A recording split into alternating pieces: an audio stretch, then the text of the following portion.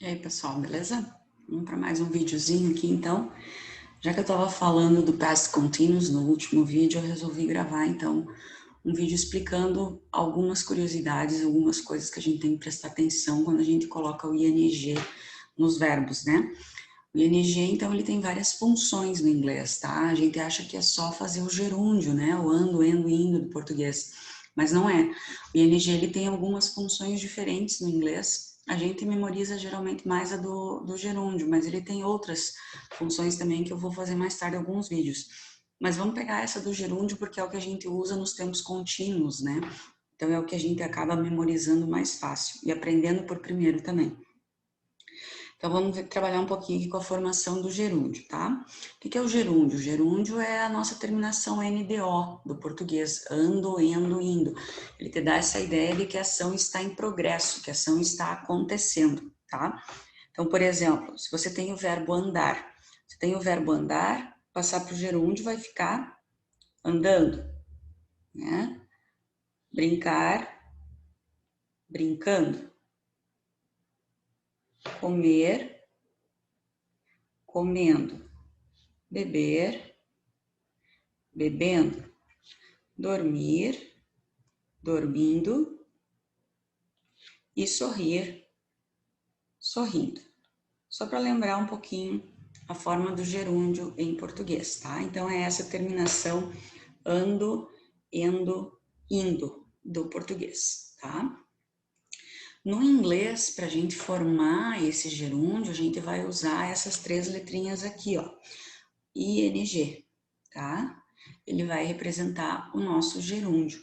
Então, por exemplo, eu vou ter o verbo walk, que é caminhar, andar, caminhar. Então, para eu falar andando, caminhando, eu vou colocar o ing no final do verbo. Então, vai ficar walking.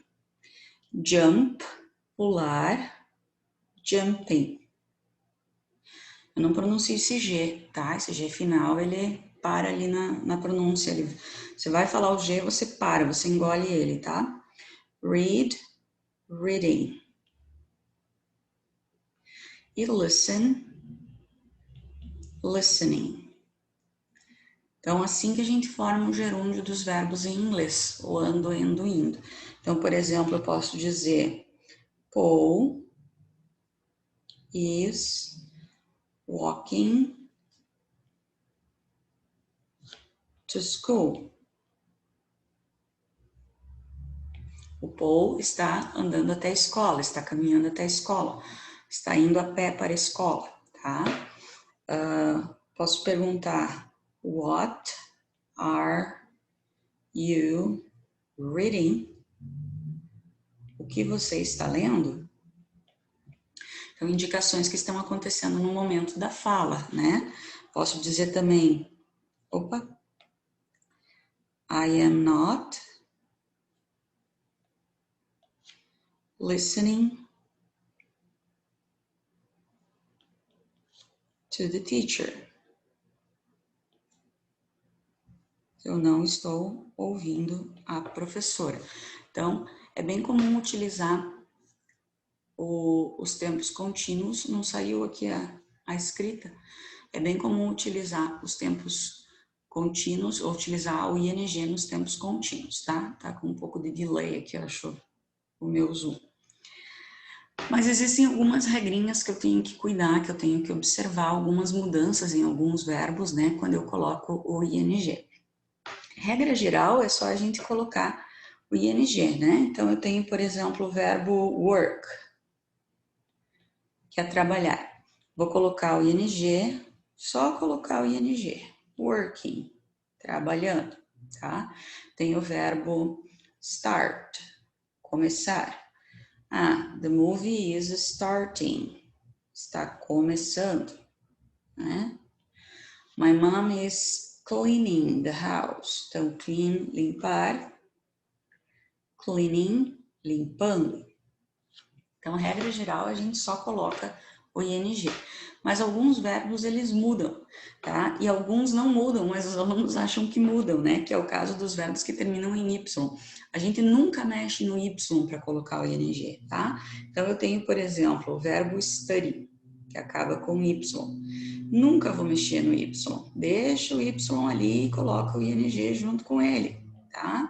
Ou o verbo play. Deixa o Y ali. Não mexe no Y para colocar o ing, tá? Deixa o Y ali. Ou vocês têm o cry. Why are you crying? Deixa o Y. Não mexe no Y para colocar ing, tá? Simplesmente coloca o ing. O que eu vou tirar? Eu vou tirar a letra E. Se o verbo terminar com letra E, eu tiro a letra E para colocar o ing. Por exemplo, make. Eu vou tirar a letra E para colocar o ing, tá? Vou fazer making. Outro verbo, take. Vai ficar taking. Então, dance. Fazer dancing. Mas tem uma exceção, tá? Um verbo que termina com E, que a gente não vai tirar o E para colocar o ing, é o be. Então, vou colocar ele com uma cor diferente aqui, ó. Be. Quando eu acrescentar o ing no be, eu não tiro o E. Será como se ele perdesse a essência dele, né? O be, a raiz dele, né? Então, o be vai ficar sendo ou estando, né? Com ing. Ele aparece bastante nas formas passivas, né? Na voz passiva, quando a gente fizer a voz passiva, a gente usa bastante o be com ing, senão é um pouco difícil de aparecer, né?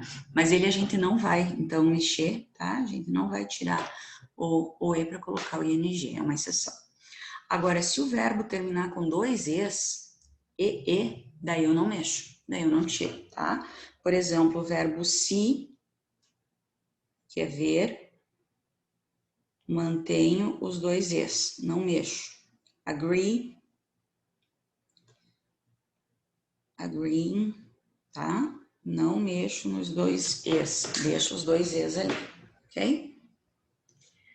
Continuando então, verbos que terminam em CVC. CVC é o popular consoante, vogal, consoante, né? Aqui nós temos alguns casos aqui que a gente tem que prestar atenção. Primeiro caso, se o verbo for monossilábico. O que é monossilábico? Tem uma sílaba só, né? Então vamos colocar aqui, uma sílaba.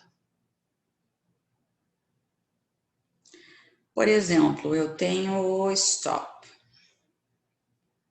Stop tem uma sílaba só. Vamos colocar aqui em outra cor, ó. Consoante, vogal, consoante. Ele acaba em consoante, vogal, consoante e tem uma sílaba só. Então, eu vou dobrar a última consoante, eu vou repetir a última consoante. Eu vou fazer stopping, stopping. Mesmo vai acontecer, por exemplo, com swim. Tem uma sílaba só e termina em consoante, vogal, consoante, tá? Então, quando eu colocar o ing, quando eu formar o gerúndio, vou repetir a última consoante, que aqui no caso é o M, tá? Outro verbo que funciona da mesma maneira, vamos colocar aqui o run. Uma sílaba só, termina em consoante, vogal, consoante. Então, eu vou dobrar a última, ops, o que eu tô escrevendo aqui? Vou dobrar a última consoante quando eu colocar o ing, running, tá? Isso para verbos de uma sílaba. Se eu tenho mais de uma sílaba, tá? Vamos colocar 2 sílabas ou mais. Vamos colocar de branco, vamos manter o padrão, né? 2 sílabas ou mais. Aí vai depender da sílaba tônica do verbo, tá? Você só vai dobrar se a última sílaba for a tônica, for a sílaba forte, né? The stressed syllable. Então, por exemplo, se eu tiver o verbo begin, vamos colocar alguns verbos aqui. Begin, prefer, eu até tinha selecionado aqui o forget, que na hora a gente não lembra, né? E vamos colocar visit, open, e qual que era o outro? Answer. Tem mais, né? Mas só para a gente pegar aqui de exemplos. Então, vejam bem. eu tenho que pensar onde é que está a sílaba tônica desses verbos. Se você analisar, todos eles terminam em consoante, vogal, consoante, né? Ó, begin, consoante, vogal, consoante. Prefer, consoante, vogal, consoante. Todos eles. Visit, consoante, vogal, consoante. Open, consoante, vogal, consoante. Por que um dobra e o outro não dobra? Às vezes o aluno te pede, né? Então, simplesmente por causa da sílaba tônica. Então, por exemplo, begin, a última sílaba é a tônica. Prefer, a última sílaba é tônica. Não é prefer, é prefer. Forget, a última sílaba é tônica. Se a última sílaba for a tônica, eu vou dobrar essa última consoante, eu vou repetir essa última consoante.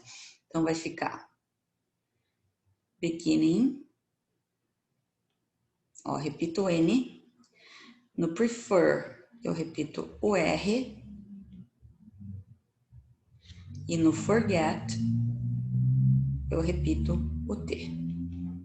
Forgetting. Já no visit, open e answer, eu não tenho a última sílaba tônica, eu tenho a penúltima sílaba tônica. Eu falo visit, não visit. Eu falo open, não open. E eu falo answer, não answer, tá? Então, eu não tenho a última sílaba tônica. Então, eu não vou dobrar mesmo que ele termine em consoante, vogal, consoante.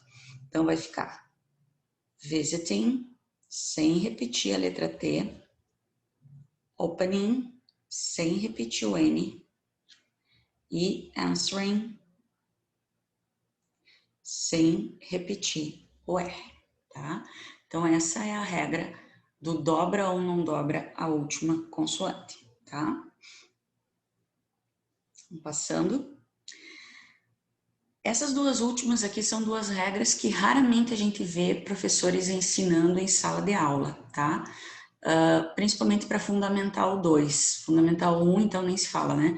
Mas para Fundamental 2, raramente os professores ensinam. Geralmente ensina-se isso em cursinho pré-vestibular ou pré-ENEM, coisa assim, tá? Ou terceirão.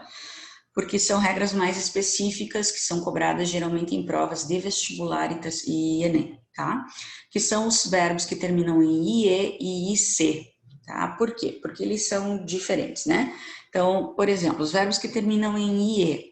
Então, eu tenho, por exemplo, os que mais são falados, né? Tie, que é amarrar. Die, que é morrer. E lie, que pode ser mentir, deitar, jazer, enfim, mas vamos pegar ele como mentir aqui. Então, tie, die, lie. Esses três verbos terminam em IE. Quando eu formar o gerúndio, quando eu for colocar o ING nesses verbos, eles vão mudar. E eu vou tirar o IE e vou colocar Y, ING. Então, tem que lembrar desses verbos, porque isso daqui, ó, se for para cair gerúndio em vestibular e ENEM, vai cair um desses verbos, pode ter certeza. Dying e lying. Decora esses três, cara. Se você vai prestar vestibular, vai fazer ENEM, decora esses três porque eles vão cair, tá? Isso daqui tem que saber, não pode não saber. E o mesmo acontece com os verbos que terminam em IC, tá? Por quê? Por exemplo, mimic e panic. O que vai acontecer com esses verbos? Se eu colocar o ING da maneira como eles estão aqui, o C com I depois, ele vai ficar com o som de si. Então, vai ficar mimicin ou penicin. Vai mudar a essência do verbo, vai mudar o som do verbo. Então, o que eu tenho que fazer? Eu tenho que colocar o verbo e depois do C, eu tenho que colocar um K e um ING para manter o som de K. Mimicking, tá? Ou panicking, entrando em pânico, né? Em pânico. Ou imitando, né? Então, panicking. Porque se eu não colocar esse K, o C mais o I vai ter som de si. E daí vai perder a essência, vai perder a pronúncia, né? Da raiz do verbo, tá? Então, basicamente, são essas as regras para a gente fazer o gerúndio, para a gente ter a formação correta dos verbos no gerúndio em inglês. Beleza, pessoal? Espero que eu tenha ajudado vocês e a gente se vê na próxima dúvida, no próximo vídeo, ok? Bye, bye!